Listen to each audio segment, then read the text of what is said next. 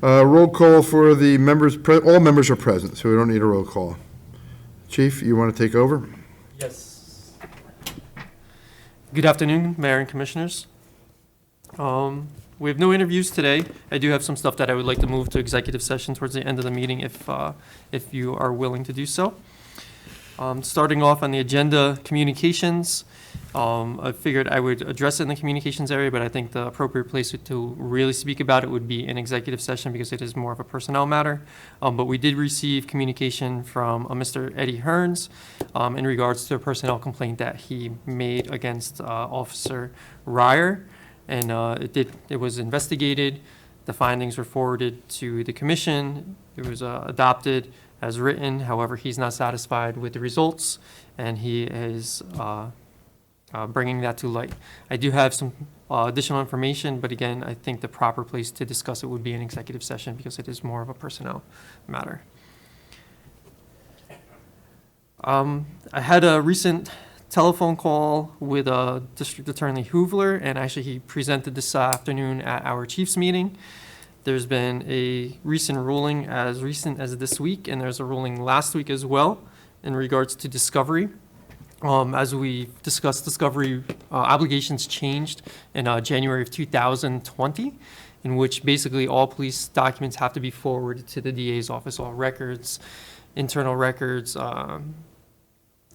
anything to do with any case, video, telephone calls, text messages, so on and so forth, that was related to the case.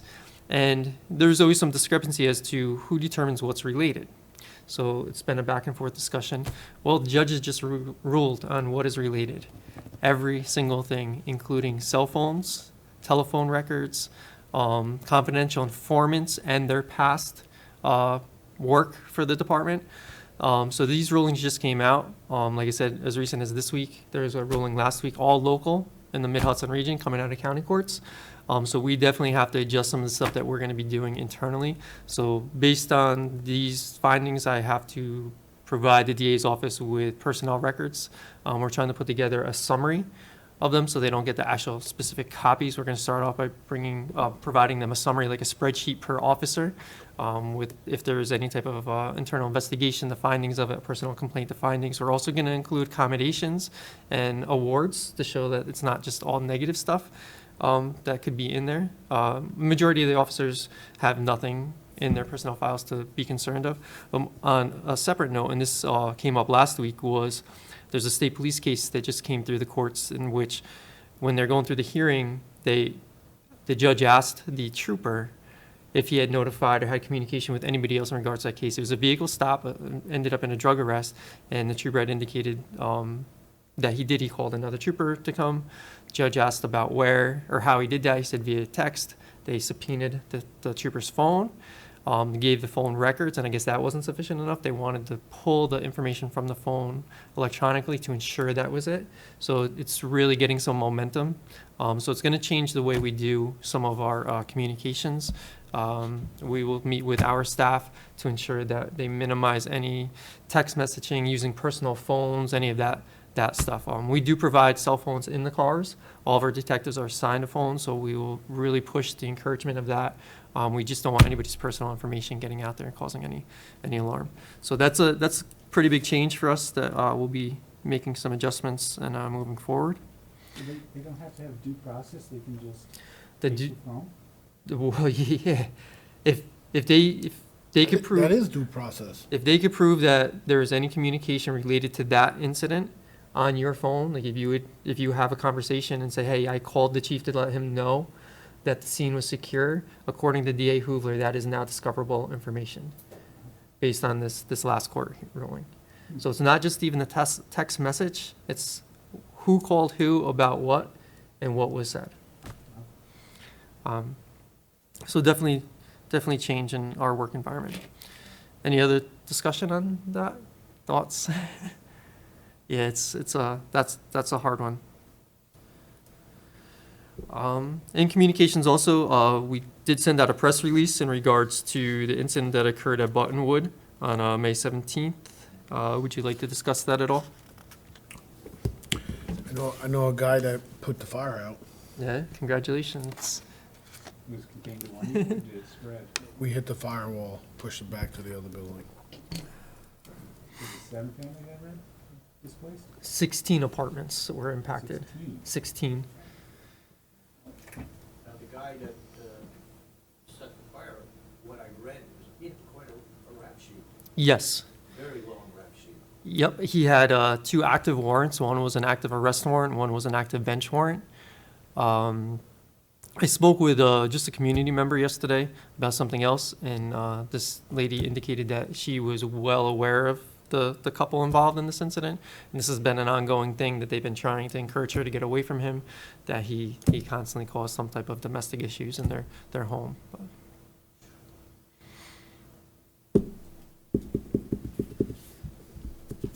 I will move into old business. Once again, I'd like to thank you for, what happened? Oh, thank you for the support and promotions on last month's meeting. Lieutenant Cologne and Sergeant Regino fitting into their new roles, very, very good. Definitely well received by the membership. I think they're the best choices overall, and really doing a good job in their new roles. I must apologize to you all that I did not send the email out in a timely manner in regards to the pinning ceremony. That is my fault. I got consumed with other things, and then Monday night I realized, I said, oh my God, I forgot to send an email to the commission, so I do apologize for that. It is online. We can watch it if you would like to. And I did bring a certificate tonight. If you don't mind, I'd pass it around and have everyone sign it so we can present that to Officer Barone as well from the commission. I'm still working with the mayor and the bid district in regards to the downtown parking plan. There's been a draft forwarded to the common council, and it's kind of in their hands now, but it is still a work in progress. And as we were talking earlier, there's some not happy people over it, but they'll have to work through that. I did send the April Police Commission meeting minutes to all of you for your review, and I hope I got them all right this time, Commissioner. I had to go back to the video to make sure I corrected the error from the last one, which the video is very helpful for that, by the way. You have them if you'd like to discuss them, if there's any omissions, errors, concerns. Everybody? One question, what Yes. constitutes a rape? In the crime stats? Yeah. So the word rape, you think of a forcible sexual encounter, but in that crime stats, it's sexual misconduct. There's, it's a very broad, it's basically sex offenses, any of the sex offenses. And that could be even consensual sexual relations between like high school students. Because of ages, could be like a senior and a junior or a senior and a freshman. That could by law be a rape. It could be a forcible touching, sexual misconduct. They could all fall into that category. So that number is up when we get to the stats. That is where we're having an increase right now. Minutes, a motion to accept the April minutes as written. Motion. Second. All in favor? So moving into the monthly stats. So I did forward April monthly stats to the commission. There is a 4% increase in call volume from March to April. Part 1 crimes, we are still seeing a reduction. Currently, right now, there's a 35% reduction. As Commissioner Sullivan pointed out, our biggest increase is in the rape division or category. We're showing a 150% increase. It's we had 5 in the month of April. Sexual assaults in some form or fashion, and it's not a great word to categorize it by rape, but I guess really none of the sexual assaults would be classified any better either. But when we went to the UCR a couple years ago, 4 years ago, I believe it is now, it broadened the category of rape. So any real sexual crime falls into that category. And remember, that's how it's reported. It doesn't always end up being that afterwards. Like we had one that was reported to switch in. A young lady swore that she was sexually assaulted. When the detectives went out and did their due diligence, watched the camera footage from the facility that had everything on it, There is no sexual encounter. There is no encounter at all. We believe she became so intoxicated that she was somehow of that belief. But again, that went in as a statistic for us. Some are real, some are not real. I'd hate to say that one's not real. It's a It's sensitive based on a subject. call? So, Just yes. based on a Well, call? it gets categorized as that crime based on the facts that the victim presents to us. And it can't be changed after the investigation?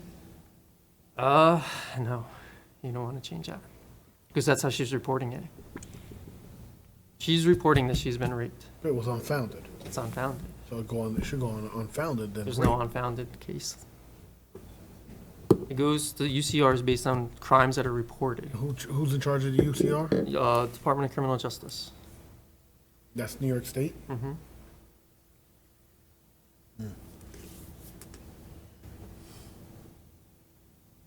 The good part on the monthly, and when you look at part ones, is the robberies, which are violent. We know that they're down 90% from the previous month. And overall, part ones are down 35%, part twos are down 5%. Arrests from March to April were down 11%. We made 121 arrests. Traffic summons were up 26%. They issued 345. And out of the 120 arrests, 5 of them ended in or resulted in uses of force, which is 4% of total arrests made. 4% of the total arrests required some type of use of force. Would you like to discuss anything else in the monthly stats?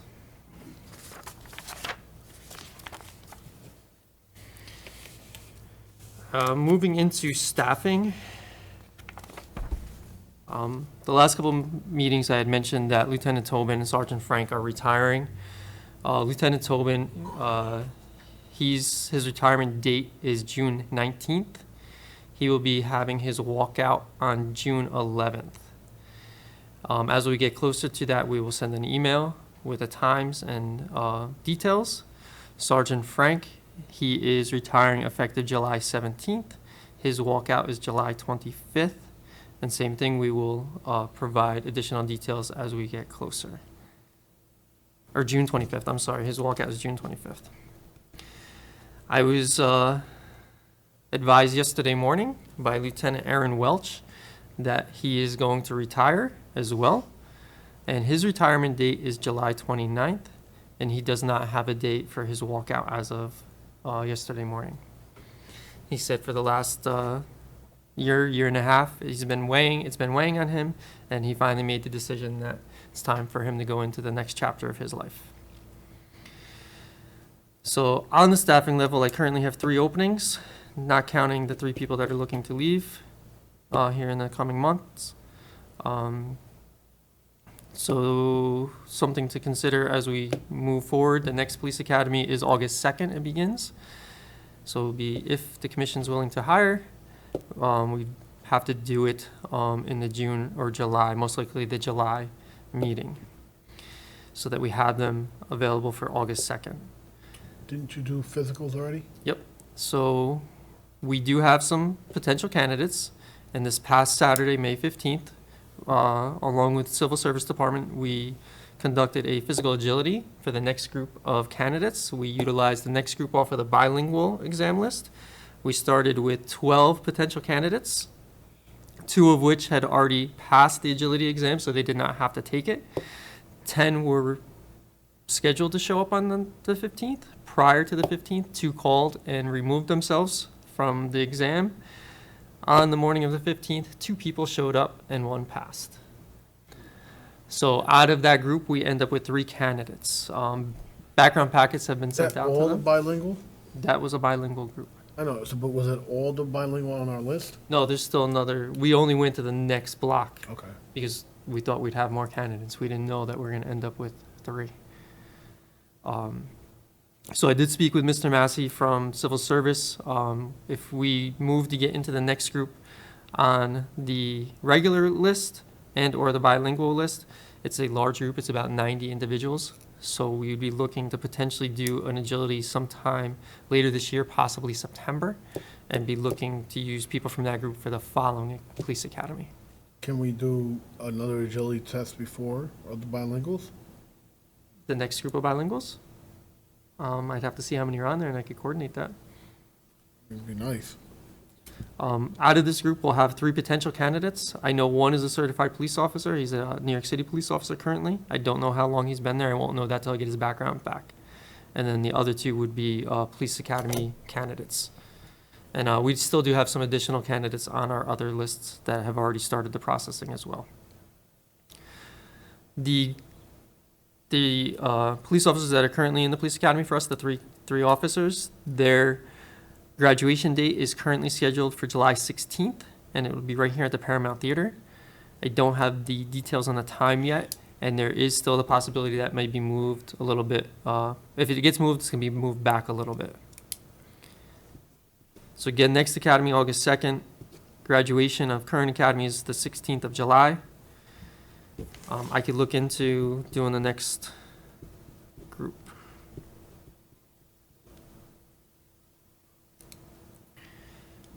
Also in staffing, I was rotating officers through narcotics and detective division. Officer Hart was in narcotics, Officer Pizzuti was in the detective division. Both did outstanding. They are in the process of rotating back to patrol. And as we're entering into our busier months here and call volume is picking up, I will leave them in patrol for right now, as I would like to keep the neighborhood unit going rather than rotating people through those positions. Any questions on staffing? In the training area, just to give you a brief rundown of what training we've participated in since our last meeting. Officer Sarah Coletti participated in the Law Enforcement Employee Assistance Program training with the City of Port Jervis Police Department. Sergeant Cunningham participated in the National Narcotics Detection Trials for himself and his canine partner. He ended up finishing 3rd, which is 3rd in the nation in his categories. So congratulations to him. Detective DeYoung spent 2 weeks teaching defensive tactics at the police academy to the new recruits. Sergeant Hargett has spent a week at the police academy teaching breath analysis, which is the breathalyzer for DWIs, to new recruits. Officer Trapini attended a basic hostage negotiation course. Sergeant Welch, Officer Pizzuti, and Officer Coletti attended a woman in leadership training. Dispatcher Sparling, Roman, Powells, and Small attended Foundations of Emergency Mental Health and Dispatching training. Officers Danielewski, Ortiz, Gage, and Harlan attended Life-Saving Medical Tactics for Law Enforcement training. Officers Dolan, Bodette, and McInerney attended a firearms instructor workshop. Officer Patron taught at the police academy the crisis intervention training for the new recruits. And Sergeants Valentin, Regino, and McCacci are currently attending supervisors in-service training at the police academy. Some Who does the supervisor training? different people, like Sergeant Hargett taught a block today. Sergeant or Lieutenant Dolan taught a block. They use other supervisors from throughout the county that are certified instructors, and they all get different blocks. Some of the new programs that we're looking into implementing, I did mention one of these previously, and we are in the phase of installation here in the very near future, is the Flock license plate reader program. It was approved to purchase 10 of them. Worked it out with the vendor. We've chosen our locations. Everything is moving forward, and basically we're just waiting on the company to come in and do the installations.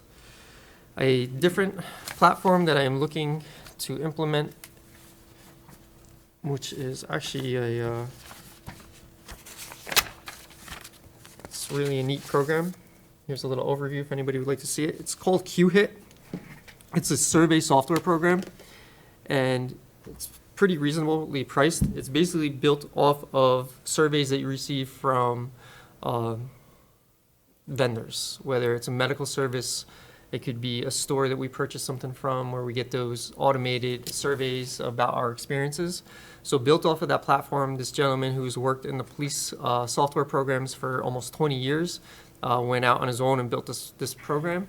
And it pulls from our records management system, so it doesn't just arbitrarily or randomly just send surveys to people. It pulls from, we can set up the parameters that it would always pull from the caller or the victim of an incident.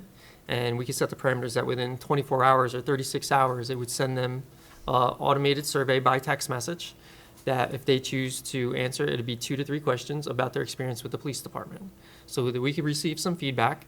In today's environment of transparency and working better with the community, we think it's a great platform. It's multiple layered, like that would be our first layer, is doing surveys to the community based on their experience with us. Feedback, it provides us feedback. We can monitor all that. It gives you keyword feedback. So you could do on the dashboard bar graphs and different other features to show our progress. If we had bad months, good months, how we've increased or decreased the areas of concern. We could also set it up that it sends automatic messages to victims of, like, again, within whatever time frame we choose, that this is the detective assigned to your case, this is how they could be reached. If you have any additional information, please feel free to reach out to this individual. We could link such stuff as victims' rights cards, which we're required to give victims of crimes a little business card that tells them what their rights are. We could have that electronically completed, attached to this program, so when that automated message goes out, there's also a link to the victim's rights card. We spoke about, we could also attach some stuff for the Fearless program. If it's a domestic violence call, they would attach the link for the domestic violence Fearless program so that the victim could have additional information if they so choose to follow up with that. It's a pretty robust system, and it also has the feature that we could set up a survey for our own staff, where we could send that out, whatever parameters we would like to, whether it's once a year, twice a year, to our own staff to get some feedback about how they feel the department is operating, so we can make some changes to address whatever the needs may be. We did a program in the department 10, 12 years ago where surveys would be sent out by the clerks, paper surveys. We'd mail out about 100 at a time. We'd get back 2 to 5 of them. We normally get back the ones that people are very happy with us, or they know us, or something to that effect. And speaking with the vendor with this, they said that's kind of traditionally the average statistics for those types of surveys. They're finding with this platform, with departments that it's already been implemented, they're in the 90% range of receiving feedback. So we're hoping to be in that same range, and we also know if it doesn't work for us, we could move on and let it go. It's not very expensive. The whole program would cost us $4,000. So we've been working with them to set it all up. And Somebody local that does this? not here in New York. Albany just signed on with them, and he told us yesterday there's about 5 other departments. Albany beat us to the punch. Crawford is looking to sign on with them. They started off on the West Coast, and they're making their way this way. $4,600. But you picked it up, then we go up to the full, What do you mean? where it said the commercial. Gotta turn your mic on. Where the commercial cost would be $25,000 a year. So by coming on the front end, we're getting the $4,000, I think it's $4,260. That is our price for 2 years. And then it says in there that our price can never go up more than 10% per year. So he's comparing it to, on the commercial end, it would be a $25,000 program, software program. Let's try it. When we did the police panel, there's a lot of discussion about feedback, working for the community, making better choices for the community. This will be a great avenue for us to make that connection, another way for us to make that connection and get that feedback. Sometimes people are more willing to give us feedback when it's not face-to-face, when there's not that potential confrontation or knowing who did it. Ideally, we're going to know who it's going out to because it's based off of a case or an incident. We may not know the specific person, but we're going to know who's related to that case. But again, you don't have that one-on-one, face-to-face time unless they choose to do so afterwards. Will this affect staffing? Will we have to appoint someone to? Nope. What we're looking to do is Lieutenant Tholen and Sergeant Hargett would oversee the program on our end. We would eventually move Sergeant Welch into the program as well to oversee it. We would give all of the supervisors access to the dashboard because they can monitor not just the department reviews, but the individual officer reviews also. So they could look at the performance of their specific officers on their squad to see, hey, Bill is not getting good reviews. Let's look at why. Is it always the way he's speaking to somebody? Is it his timeliness? What is the issue that we're getting that feedback on? and then they could address that. In our meeting yesterday, or after our meeting yesterday, myself and the admin discussed, once this would be up and running, we would make this part of the eval program as well, or process, that the supervisors would have to review the officers' feedback during the time that they do their evals to see where they are. Are they getting good, positive, or negative feedback from the community?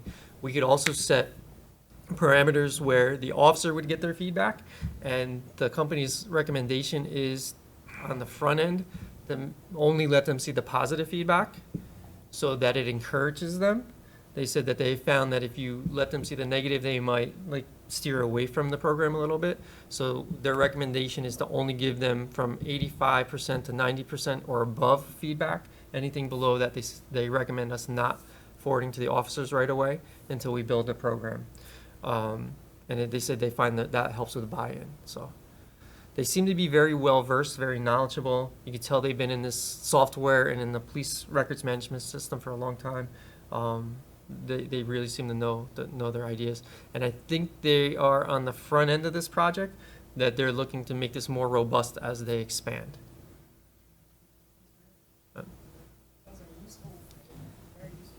It sounds like it does seem to be. What's being passed around is a quick overview of their program. And then once we are up and running, ready to go, they have like a media packet that they would provide us that we could start pushing out in meetings on social media to let the community know, hey, this is where we're moving to, this is what's coming. If you get this text, this is why you're getting it, so on and so forth, to kind of make people aware and get some buy-in on it. Because if the community chooses not to use it, it's useless. So we'll have to monitor that, and if it's not working, it's either a fault on our end or it's just not something that's usable for our community.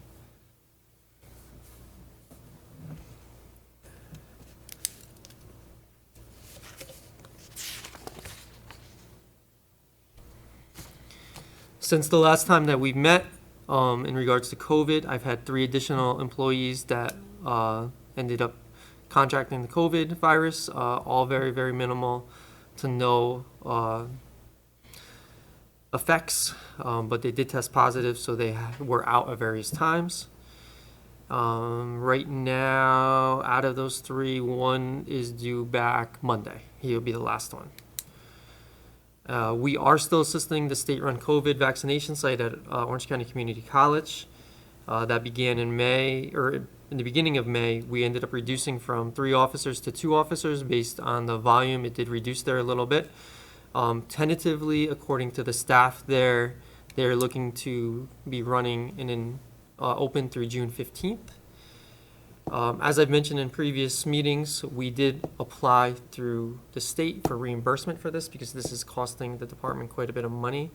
We have not received any information, any feedback on whether or not we're going to get the reimbursement. So right now it is being paid from our budget. We're anticipating by the time it's done, it's about $200,000 to provide coverage there for the 3.5 months. On just an FYI, I get a daily intel email from our Crime Analysis Center in Goshen. It's the Hudson Valley Crime Analysis Center, and it's basically what's going on in most departments and regions throughout this area, and sometimes even further reaching. This past week, something that's caught my attention is a movement that is taking place in Kingston, and it's a movement to remove school resource officers from schools. So I don't know if that's going to catch on and be pushed elsewhere, but notice that it's coming up, and they're doing like demonstrations and such to get this. Did we replace the high school SRO? Right now, I have Officer Troya Okay. is in there. He filled in for Officer Doremus or Galley when she was out on maternity. So when Officer Rosen was promoted, he went over there because he is a certified school resource officer, which is part of our contract with the schools. We have to have a certified officer there to be reimbursed. On that same platform, we probably will have to replace Officer Rosen or Detective Rosen next year in the school. Officer Troy does not want to be there on a full-time basis. I do have Officer Shalaba interested. Officer Coletti is most likely going to ask to come out of Presidential Park School. I do have Officer Ribeiro interested in going there, and Officer Galley is pregnant, due in November, so she's going to miss a portion of next year's school. And we are looking, Officer Ryer is interested in going there. To high school? No, middle school. Okay, nobody wants to go to the high school? Yeah, Shalaba. Slava. Yeah. So we'll be having them trained in SRO program this summer. I believe it's August that they would go. And then they'd be certified, so if the program continues, we would have certified Officer officers. Slava's kind of new, right? He's been with us about 2 years, but he did come from New York City with about 5 years of Okay. experience, so. Chief, on the Kingston issue, Yes. is the movement coming to the school district to remove them, or are they asking the city not to? It doesn't say on the information that's coming. There's a demonstration planned. I believe it's this coming weekend. And their movement is to remove the SROs from the school. I believe it's like a grassroots type organization that is trying to get them out of the schools. Well, they're not going to get very far with me, I can tell you that. We fought very hard to get them back into the school for years with Dr. Eastwood, and I don't think a demonstration is going to change my mind, but I guess they're welcome to voice their opinion. And we had a lot of support putting the officers back in the school. There's the demonstration that was out back where they called the Yeah, and citizens. the PTAs and the PTOs, so I don't know what changes that, but, I guess we'll wait and see, but, I also think that was part of that defund police movement, was to remove the SROs. okay. So some upcoming events that we have scheduled, just to keep you apprised of what we have planned so far. With the COVID restrictions lifting a little bit, the weather getting nicer, we're trying to get back out into the community a little bit and get some programs going to keep our relations going and to give the community some stuff to do.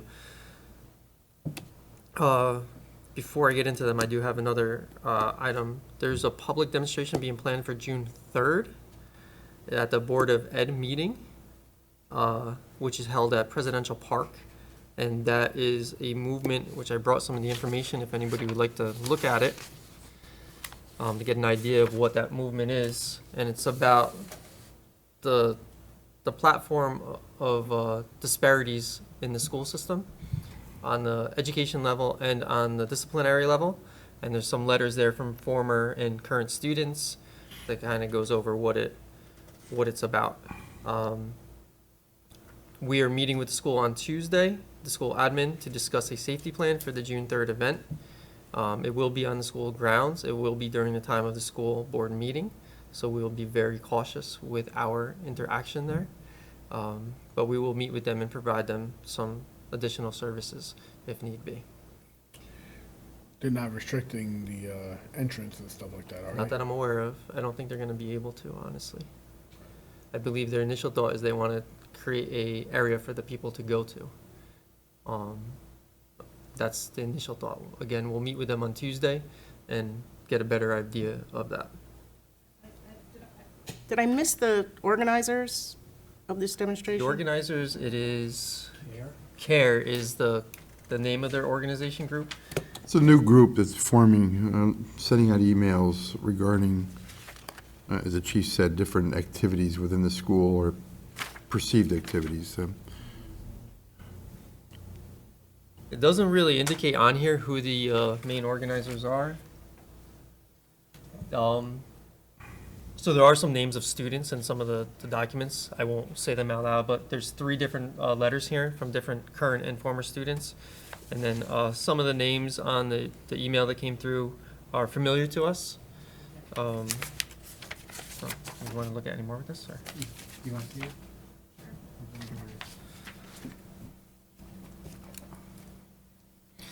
So when we get into the police events that we're looking to host, Youth Police Academy, we're looking to host 2 sessions this year. Under the COVID guidelines, we'd be able to have 15 kids at a time. We'd be working with Parks and Rec to do all of the intake and make sure that all the guidance is followed. We'd be utilizing the new Police Academy. The first session would be July 12th through the 16th. The second session would be July 26th through the 30th. Due to COVID and the school situation of remote learning and reduced days in school and whatnot, we missed the opportunity to work with some of the middle school kids on the Too Good program, the DARE program.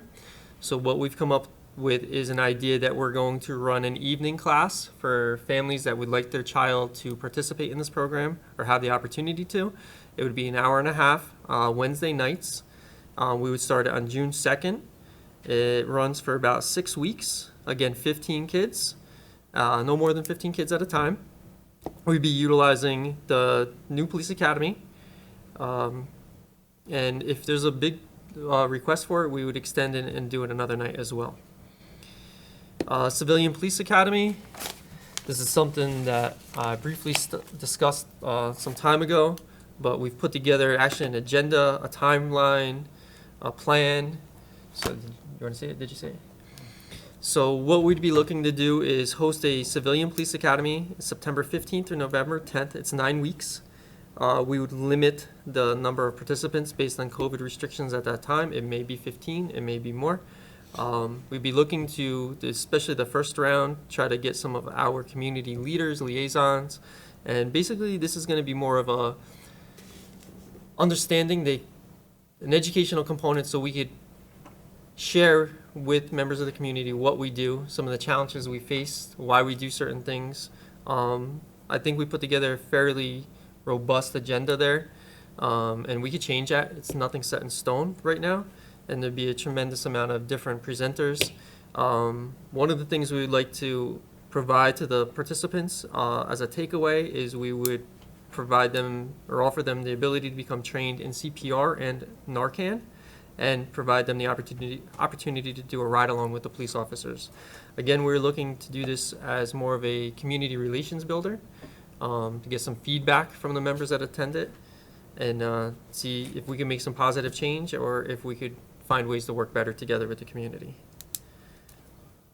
There is actually a night towards the end that I am scheduled to present, and if that night or any night any of the commission would like to participate, address the class or just sit in on it, that'll always be open, along with the Junior Police Academy and the Too Good for DARE program. City summer events are starting up again, slowly. Just recently, the Ruthie Dino run was passed or approved. Run for Downtown is in the process of being approved. As we're getting into the warmer months, we've already started to see some fireworks usage. We've already put together a plan for some compliance checks and some enforcement going into the summer. Last year, after the 4th of July, we were able to have the city's corporation council draft up a local code for fireworks. Possession and use of such are illegal under the city code, so we'll be looking to utilize that for enforcement purposes. Over the years, our neighborhood watch program has kind of dwindled away. It was once quite more robust than it is today. So I have Sergeant Welch working on rebuilding that right now for us. So she is actually sending letters around to local housing authorities, apartment complexes, developments, anybody that may have an HOA or some type of a community center where they host meetings or anything like that, to get us back into those developments and housing units, to start building more relations and try to maybe establish some type of unity where we could work on addressing quality of life issues on the more local end as well. So there's a letter that is going out to all of those locations to try to garner some interest, and hopefully we'll be able to get this program back up and running. Police Officer Gallagher, Scott Gallagher, has been assigned last year to the downtown, and he's doing a really good job. He's made a lot of connections with the merchants, patrons that come through, really taking ownership of the position. And what he's doing, he has this Saturday, May 22nd, he collaborated with the Bid District and some of the local youth sports groups, and they're going to host a downtown cleanup.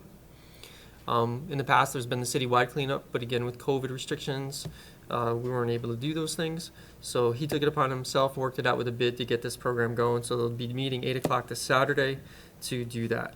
Last month, what Scott did, also in collaboration with the BID and some of the business owners, is they put together a plan to clean up the graffiti. They acquired some paint and tools, and they went out on a Saturday morning early and painted over and removed the graffiti throughout the downtown. So Scott, like I said, he's taking ownership of that position and really doing a good job. We are also participating in a career expo on May 26th with the Middletown High School. Again, in our police reform meetings, some discussion about getting interest from local city residents, town residents to become police officers. So here's an opportunity for us to address the youth of the Middletown School District. That's a Zoom meeting, again, on May 26th. I will have several officers assigned to that to present and answer questions. June 15th, we're doing a car seat installation from 3 p.m. to 6 p.m. at Middletown Day Nursery. June 26th, this is something new we're doing, and actually the PBA is sponsoring this and addressing the costs for it, is a car inspection for lights. Like sometimes people have a brake light out or tail light, a license plate out, and they don't know it, and they get a summons sometimes. So what we're doing is we're going to schedule this event so people could come there, have those minor lights replaced. The PBA will sponsor it. We'll work with one of our local vendors, quick change the light, let them go about their way to avoid them getting a summons. That's going to be on June 26th and right outside the Central Firehouse in the parking lot. So that's the events we have scheduled for the next month. On internal investigation personnel complaints, currently right now I have 2 open personnel complaints that are under investigation and 4 supervisor investigations or internal investigations that are being worked on. I did send 5 out for review today, and obviously I don't expect to discuss them today, being that they were just sent to you. Some cases to discuss of significance. One was the press release with the Buttonwood fire. We briefly discussed that the domestic came in as a domestic and a fire, 2 different calls. The officers didn't know what they were going into that day. They didn't realize it was related. As I mentioned before, there's 16 apartments affected by it. One thing we do have Sergeant Welch through the community position doing is working with the families that were at a loss that day. Based on the fire or due to the fire, trying to garner up some essentials for them, clothing, personal items, so on and so forth. So she started the movement and made the PD back building a drop-off point for members of the community. We also got some interest from Mucci Merchant jumped on board to work with us through 845 Live, and some other people have been just bringing stuff, like abundance of stuff, to the point that Mucci and someone else actually went out and rented storage units because there's so much stuff that's being brought in that we were kind of overwhelmed. So it's really nice to see that the community's coming together to help these families. Some of them didn't need anything, said that they were okay, and asked us that we focus on the people that did need it. So they're doing that, working very diligently, and like I said, within the first 24 hours, we had an abundance of items being dropped off. Another case of significance was May 16th, 106 Prospect Avenue at 3:30 in the morning. A 16-year-old female was awoken to someone reaching in through her window, touching her.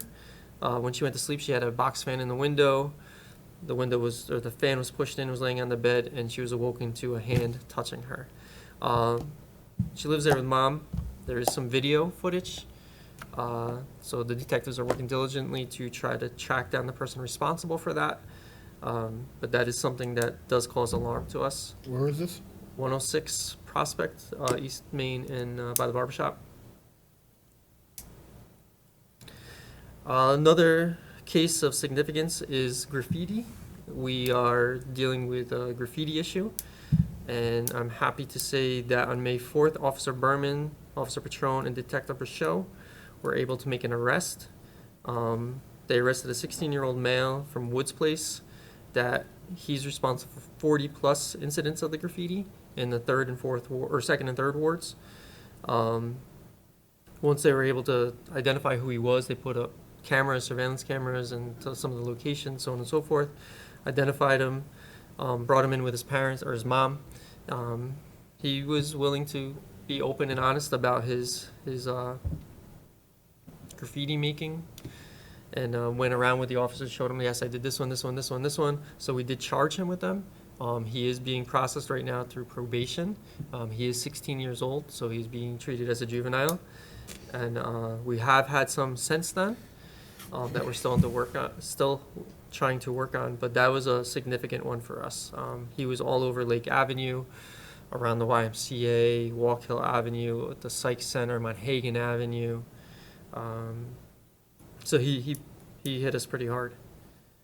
But they did a good job tracking him down. It took them quite a bit of time.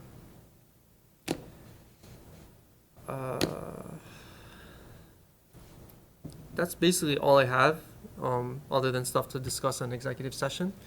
Does the commission have anything they would like to discuss? I'll make a motion. For personnel? Personnel matters, move into executive session for personnel matters as of 5:17. That concludes our public portion of today's meeting.